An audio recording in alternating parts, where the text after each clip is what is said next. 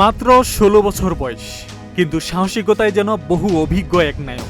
যুক্তরাষ্ট্রের ক্যালিফোর্নিয়ার সান্তাক্রজ স্টেট পার্কসের মৌসুমী lifeguard rider Williams নিজের জীবন বাজি রেখে বাঁচালেন সাগরের বিশাল ঢেউয়ের তোরে প্রাণ হারানোর উপক্রম ১০ বছর বয়সী এক শিশুর জীবন। গত ২৫ জুলাই সিব্রাইট বিচে ঘটে যায় শ্বাসরুদ্ধকর এক ঘটনা। মাত্র ১০ বছর বয়সী একটি শিশু বিশাল ঢেউয়ের তোরে প্রাণ হারানোর উপক্রম হয়। এক মুহূর্ত দেরি না করে রাইডার সাগরে ঝাঁপিয়ে পড়েন। প্রচণ্ড ঢেউয়ের পর ঢেউ আছড়ে পড়লেও তিনি প্রায় ২ মিনিট ধরে শিশুটিকে শক্ত করে আঁকড়ে ধরে রাখেন।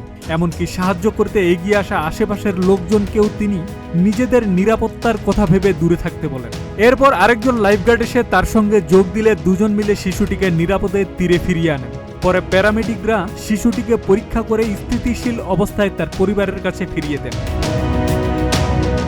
এদিকে যুক্তরাষ্ট্রের প্রেসিডেন্ট ডোনাল্ড ট্রাম্পের ছেলে এরিক ট্রাম্পস এই ভিডিও এক্সে শেয়ার দিয়ে লিখেছেন, এই ১৬ বছর বয়সী লাইফগার্ডকে সর্বোচ্চ বেসামরিক সম্মাননা প্রদান করুন। এটাই আমেরিকার সেরা কাজ, সাব্বাস।